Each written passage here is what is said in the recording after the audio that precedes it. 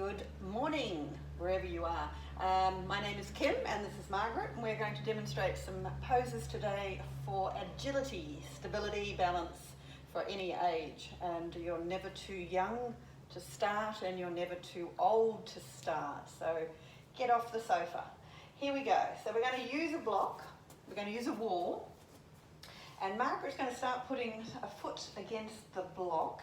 And she's going to try and get all 5 toes on one of her feet. You could do it on a wall, you could do it on a tree if you're out jogging, walking.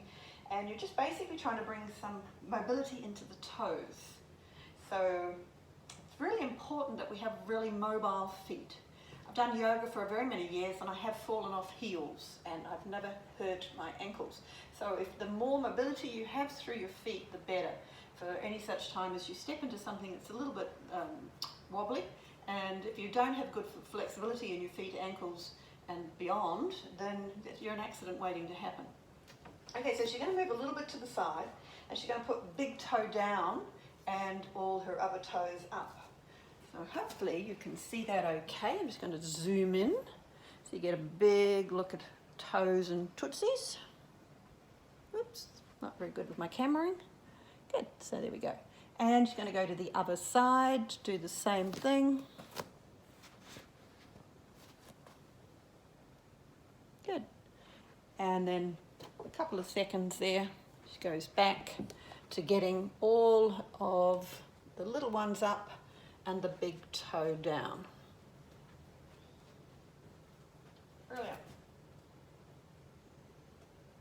And from there, she's going to do a calf stretch. So she's going to get rid of the block. She's going to do a calf stretch to the wall.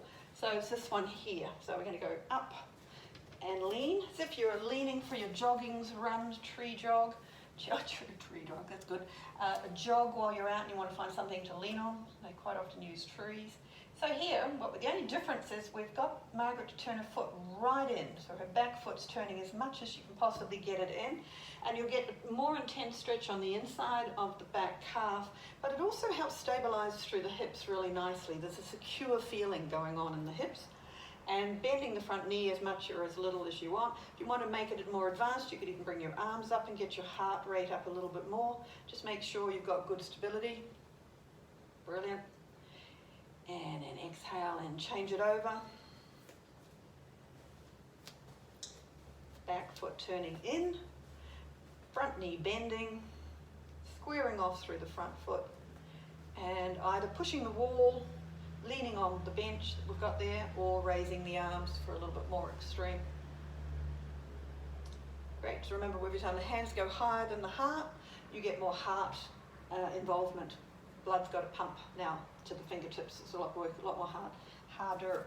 Okay, so we're going to go from there to a double foot action. So I'm just going to put this down for Margaret. She's going to put both her, come the other to this end. That's it. Yep. So I want to try and now get all of her front of her foot higher. I have taught this for a while on a step, but again, you've got to have something to hold on to. You want to try and make sure that the head is over the chest is over the pelvis, and you've got that lovely stretch through the legs. So as I said, normally you're wearing heels, you're in the opposite direction, so you're just spending a little bit of time getting the mobility and circulation into some areas that might not normally get it.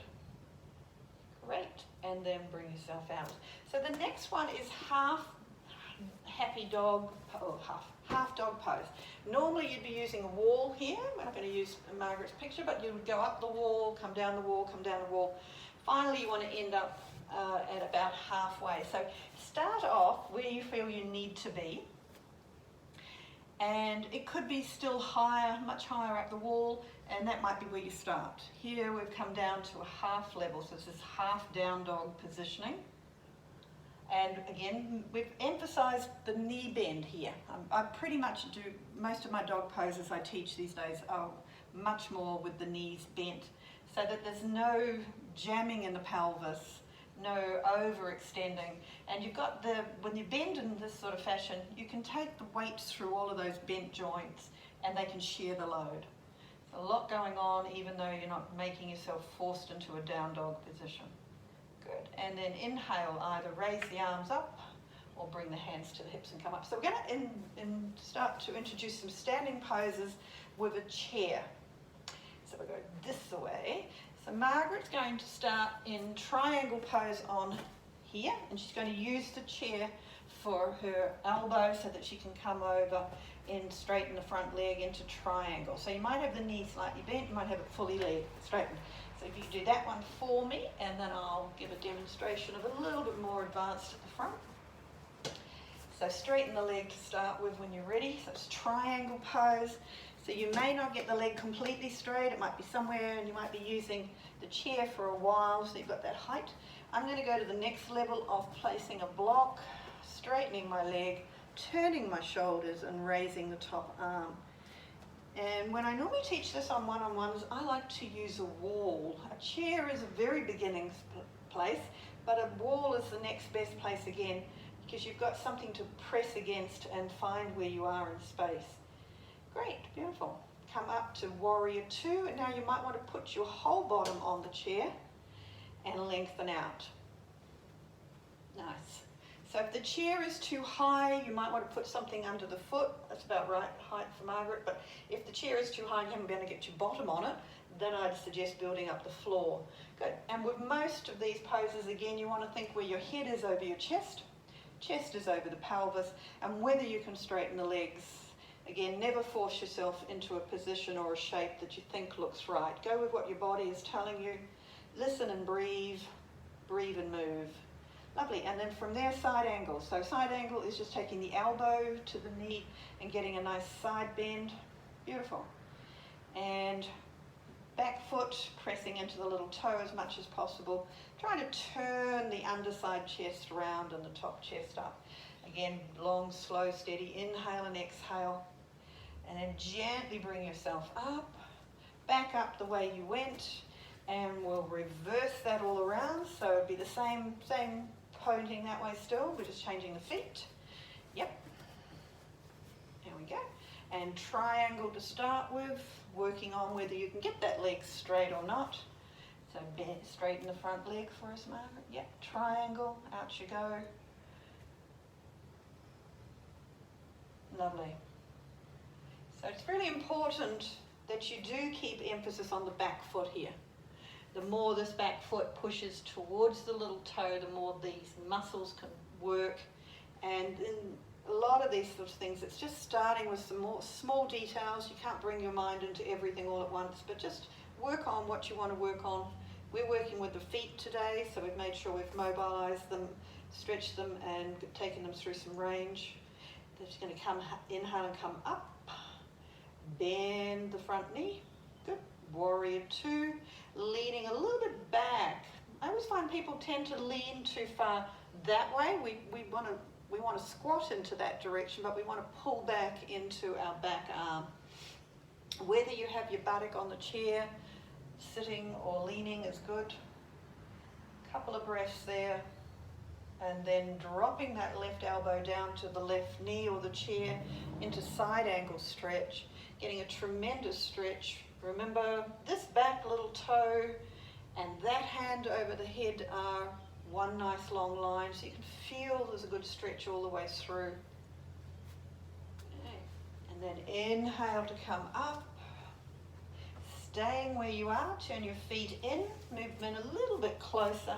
I'm going to move this around so we can finish with a forward fold.